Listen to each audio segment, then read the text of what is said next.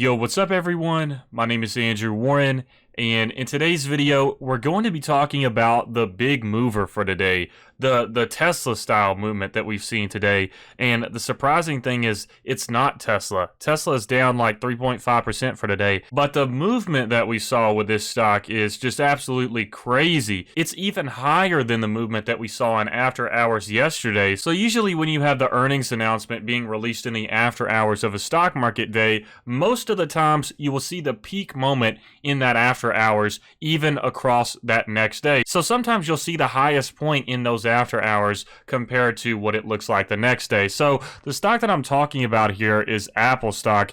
And if we look at the weekly chart, like I mentioned right here, this is what I'm saying. So yesterday, July 30th, we had the earnings announcement for Apple, and it completely smashed expectations. Totally surprised a lot of people. People did not expect Apple to skyrocket like it did, especially, and beat those expectations.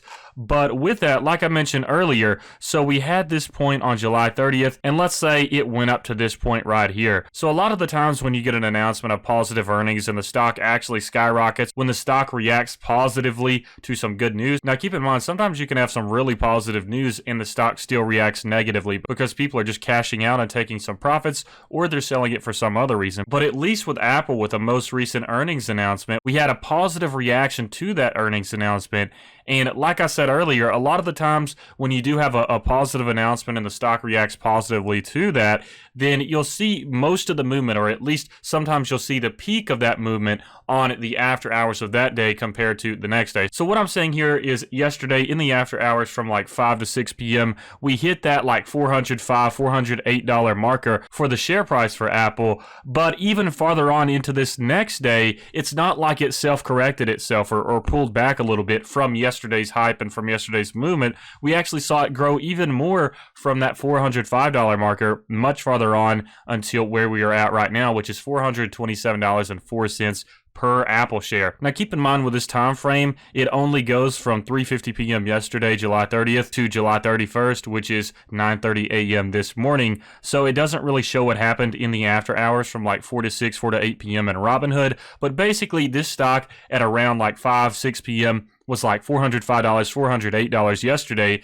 and we just saw it absolutely skyrocket today even more. If we look at this progress, starts out with a general trend line across, and then that trend line slowly starts to grow and go up higher even more and more and more, even into the after hours currently, where we are near the peak of the day right now at 427. So not only did the stock skyrocket on that positive announcement of them beating expectations for earnings, but it also skyrocketed even more today with a 10.98% return just for today alone, which is around $1,764.84 in gains. So not only was it impressive that we had like a 6 to 7% gain counting the after hours yesterday, but it actually went even higher than that today. So what I'm saying here is if you compare stocks like Amazon, for example, we saw a positive reaction with that one. We can see where it skyrockets from 3:50 p.m. to 9:30 a.m. Basically, let's just say those are the after hours, this time frame between these two periods. So it hits this point at $3,187 at 9:30 a.m. Let's just say that's the after hours for yesterday. And it does hit this peak. It goes a little bit higher for the day, but it ends off the day at a lower point than what it started at. In contrast to Apple, which started out, a pretty solid amount for the day at like plus 6.46% and still ended up going higher by the end of the day. So to me, that says the outlook on this stock is very positive. The fact that it has been able to grow more than just that 6.46% that it started out as, people are starting to take advantage of this stock because I think a lot of people are expecting, especially with this 4-for-1 stock split coming up soon, that once this stock drops down, whatever price it is on August 31st or whenever this split is supposed to happen, whatever this stock price is at, it's going to be broken down into 1/4 of that. So that means Apple is going to be likely in that $100 to $200 range by the time of August 31st when the stock split does happen. So a lot of people, including myself, are expecting many of these Robinhood investors that don't have access to fractional shares but are interested in buying stocks that are maybe in the $100 to $200 range. I think that's going to be a little bit more enticing to them, with this split almost acting as like a fresh reset, making this stock available to some of the investors that just might not have $430 to drop on the stock right now that are still interested in Apple itself. So that's something to keep in mind. Yes, if you really did want to invest in a stock, you could could sign up to other brokerages and of course get access to fractional shares, but a lot of people are just simply Robinhood investors, and pretty much every other brokerage site compared to Robinhood seems archaic, because I think like Robinhood has definitely the best user interface, and for anybody that just doesn't know much about investing, it is very beginner friendly. So I think it's pretty unlikely for people to just go to another brokerage to invest in one stock like Apple. But keep in mind, like I said, I think a lot of people are buying this stock right now because although fundamentally this stock split is going to change pretty much nothing when it comes to the value of what you own currently, but dropping that price down, splitting the stock up into 4 more shares per share right now, meaning the later shares will be priced at like $100, $125,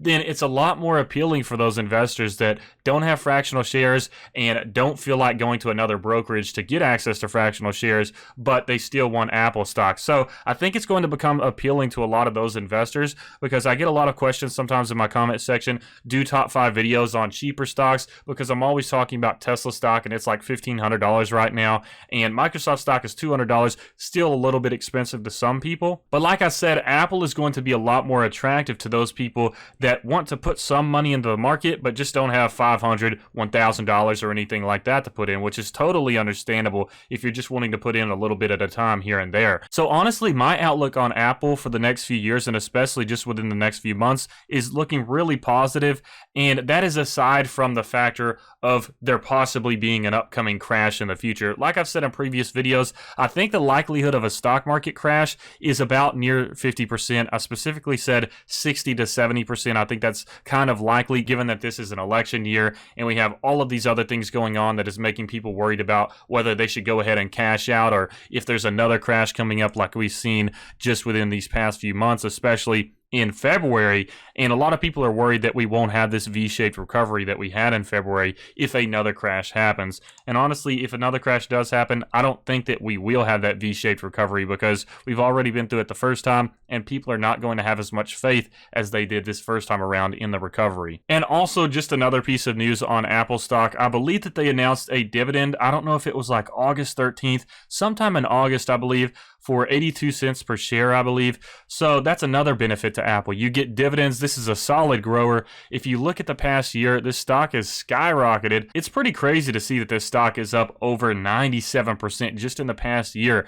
This is like 9 to 10 years worth of growth for index funds and ETFs like VOO. So a lot of people are really trying to get in on the game when it comes to these growth stocks like Microsoft, Tesla, Apple, Amazon, Adobe, and people just really want to get on these growth stocks. And honestly, I think investing in growth stocks and concentration, which is what I'm doing, is the wave of the future if you really want to grow your portfolio significantly in comparison to just slow growth. Keep in mind, that's not financial advice or anything. It's just my personal opinion about investing strategies, and I can always be proven wrong. But even Warren Buffett at one point stated that concentration is really how you grow your wealth. But like I said, I think growth stocks are really big right now, and especially with Apple having these positive results, even in a time where many businesses are suffering and struggling right now, that just shows to me that Apple is able to perform well under pressure and when all eyes are on them, as Tim Cook mentioned as well. And like I've mentioned in previous videos, this just shows how out of touch analysts are right here. With this fair value of $240, honestly, I think that's pretty shameful to value Apple stock at $240 per share, because that's just way low. And if it gives you any idea on how accurate analysts can be, I'll just tell you right here, analysts were expecting this amount per share and Apple exceeded that greatly, just like how I think Apple is worth more than what analysts are expecting it to be worth right now. Keep in mind, this fair value is likely based on a lot of these estimated numbers when it's really not adjusted to how they've been beating expectations recently. So I think the fair value is associated with these underestimated numbers rather than viewing the full potential of Apple. And especially in the future, I think they're going to just continue making a lot of money and pretty solid gross margins on wearables and the iPhone and stuff like that. So they're always adding gradual changes to their product, and it's almost like a tradition for many people to get a new iPhone every year. So I think there's a lot of potential with this one in the future, especially in the long term. They could potentially grow into other business sectors as well. There's been this discussion of the top secret Apple Car project and many other factors. I I don't think that Apple is done entering other business sectors, and they're definitely not done innovating as well. So I hope you all enjoyed this video. If you did, please make sure to smash that like button. It really does help me out. And also, feel free to sign up to Robinhood and Webull in the description below. If you sign up with my referral link, then you'll get some free stocks, and especially with Webull right now, you can get up to 60 free stocks depending on how much you deposit. But I hope you all enjoyed this video, and I hope you have a fantastic rest of your week.